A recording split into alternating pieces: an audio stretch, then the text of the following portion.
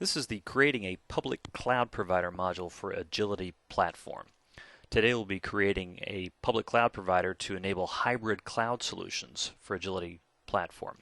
You'll need at least 5 pieces of information, but here are the most important ones. For Amazon Web Services, which we'll be doing, you'll need the access key, the secret access key, the regional endpoint name, that's the URL that we'll be connecting to, the account number, and you'll need a public and private X509 certificate to do SOAP calls to the AWS service. So let's begin. We'll start by logging into an Agility platform instance with an admin account, someone that actually can make admin style changes, and we'll need to use the admin perspective in order to do this. So we'll start here. And over on the left side, the top menu item are cloud providers. And as you can see, we don't have any yet. So the obvious thing to do is we'll add.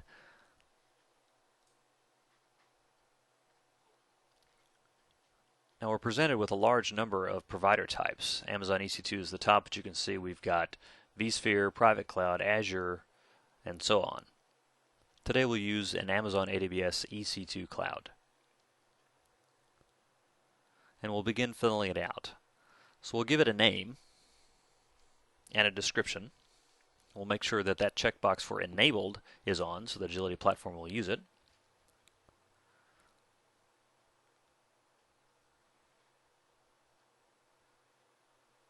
And we'll use the US West 1 or Northern California Amazon region. So we'll place our access key into it. We'll copy and paste our secret access key.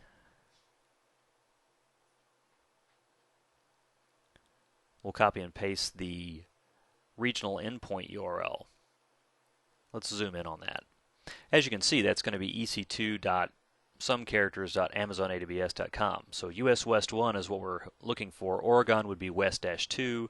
Northern Virginia would be US East 1. There are EU, APAC. There's a large number of them. So in order to make sure that we're talking to that particular region, we'll use US West 1. We then put in our account number, and now it's time to load the certificate in. So we'll click on certificate. Now what's asking for at the top is public key, but what's actually looking for is in fact a certificate. So we'll copy and paste that into there. And we'll check our work by making sure that we look at it, and the beginning starts with 5 dashes and a begin certificate, and the end of the text string is 5 dashes and an end certificate followed by 5 dashes, and that's it. So that looks good. We're going to paste in the private key, and we'll click show values so we can see what's going on. We'll paste it in. In much the same way, we'll check our work by making sure that that ends with end RSA private key with the 5 dashes on each side. So at this point, we filled out our information. Now if we wanted to put in some variables to actually help us with scripts, we could. Now we need to choose a location. I could place this somewhere down further in the tree, but I would like it to be available to as many things as possible, so I'll place it in the root container. And if I want to set particular properties such as geographic constraint, US only, EU only, or so on, or I could set a security zone down at the bottom, I could as well. And this is helpful for policy manipulation, which we'll do later. We're not going to choose any of these. We'll say save. So at this point, we've created a public cloud provider under the root container that's type AWS. And we can take a look at it. First off, we can see that it's created the hardware models. So we can actually see a reference for what type of hardware models are available to us. These are AWS callout C1 medium, M2 X large, T1 micro.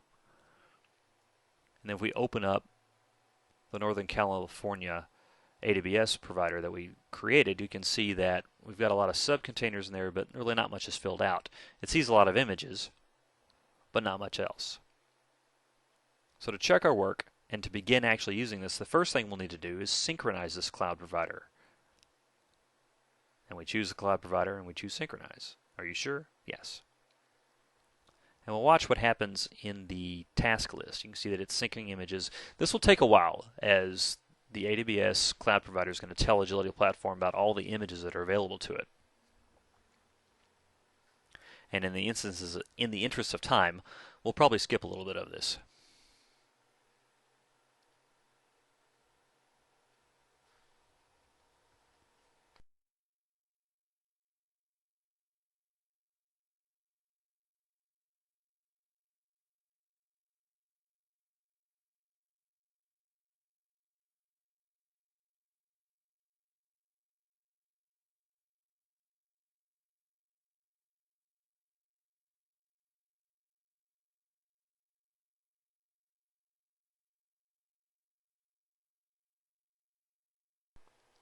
And now it's completed and synchronization is done. So our first pass in synchronization is finished.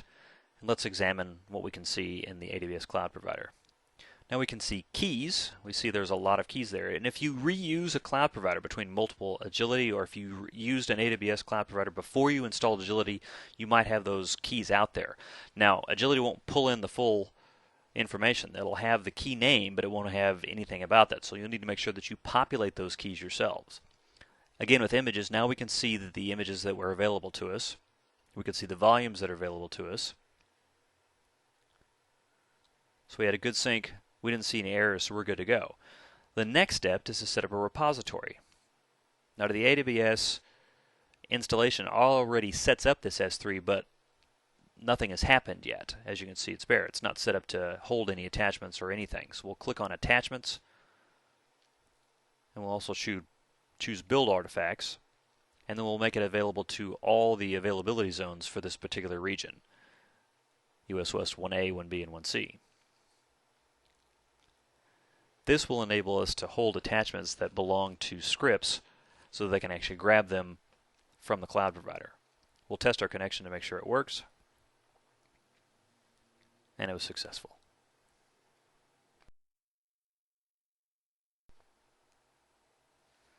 At this point, in order to make sure that Agility Platform is talking to the repository, we'll need to sync one more time.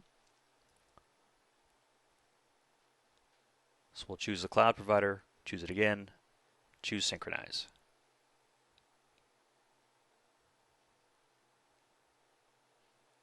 And under the task list, we can see what's going on. We can see syncing images. Again, this is the majority of the time. This will take a while.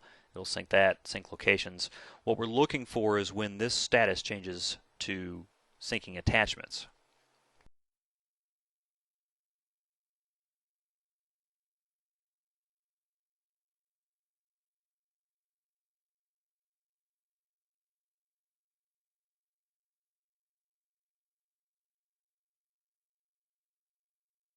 There we go. Now we're uploading uploading to the S3 bucket, which is the repository for Amazon AWS, these attachments, this virtual machine manager guest agent, which is all this particular Agility platform knows about it.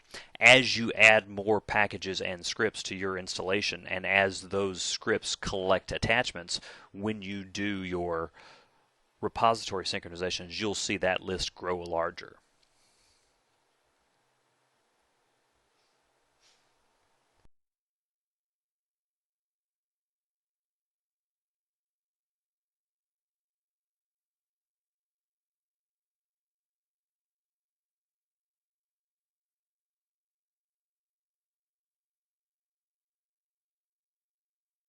And we're complete. So we built the cloud provider, synced it, checked it out, changed the repository settings, synced it, checked that out, and we're good to go. We should be ready to use it at this point. And the way we'll use it, the way we'll actually test it, is to start a test virtual machine by creating a template. Now, I've already pre-created a template inside the Project Freebird testing environment called My Test Template. That's attached to that Northern California cloud provider, and we'll start it. And as you can see, it came out successfully. So that's how to add a public cloud provider and Agility platform. Thank you for watching. If you'd like to see further information or further videos, please check us out at our SharePoint at Cloud Training. If you'd like more formal training, please sign up for training at ap200.csc.com. And if you'd like to contact us or ask questions or for further information, email us at training@servicemesh.com.